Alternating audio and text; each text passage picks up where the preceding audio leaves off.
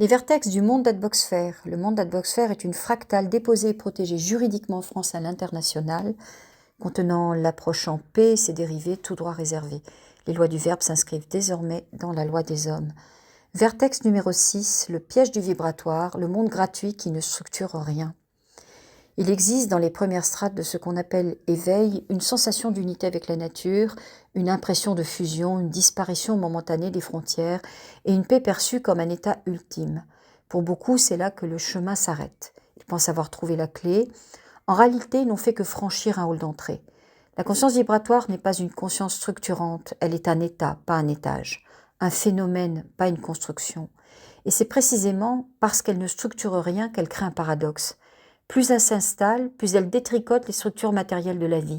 C'est là que naît le monde gratuit, car un être vibratoire, débranché de la structure, est persuadé d'être libéré et en vient à croire que tout doit circuler sans cadre, tout doit être donné, rien ne doit être payé, toute valeur est énergie, l'argent est une entrave, le réel matériel est une illusion, la vie pourvoit, l'univers va s'occuper de lui. La conséquence est immédiate, la structure de l'être est dissoute. Les limites personnelles disparaissent et l'économie intérieure s'effondre. L'être vibratoire devient alors dépendant du monde qu'il prétend dépasser. Il n'a pas d'argent, il n'a pas de structure, il n'a pas d'axe, mais il réclame encore, toujours plus, toujours gratuitement. Il crée ainsi un monde où l'autre doit porter ce qu'il refuse d'assumer. Il confond résonance et devoir, il attend que tout lui soit donné, c'est le paradoxe fondamental du vibratoire. Je suis un avec le tout, donc le tout doit me nourrir. Mais être un avec le tout n'a jamais construit une existence. L'unité n'est pas une compétence, ce n'est pas un savoir, ce n'est pas une compréhension du réel. C'est un état passager qui s'effondre dès que la vie réelle exige de tenir.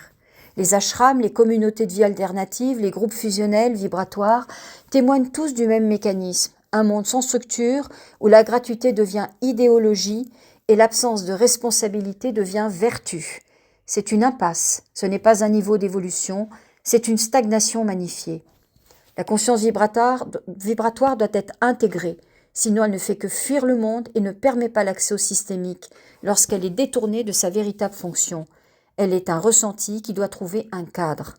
Elle croit avoir dépassé le monde alors qu'elle ne fait que s'y soustraire. L'être systémique, lui, connaît la verticalité incarnée.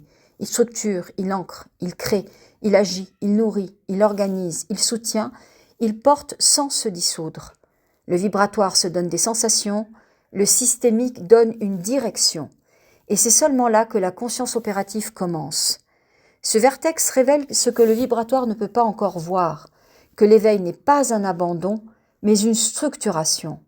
Le don du vivant ne doit pas être confondu avec sa gratuité, mais être honoré à sa juste valeur. Le monde d'Atbox-Sphère opère dans l'autre sens, l'apparition du réel dans l'être et l'émergence de la structure qui dépasse le vibratoire tout en l'intégrant. Pour votre libération, le monde d'Atbox-Sphère et ses nouveaux codes.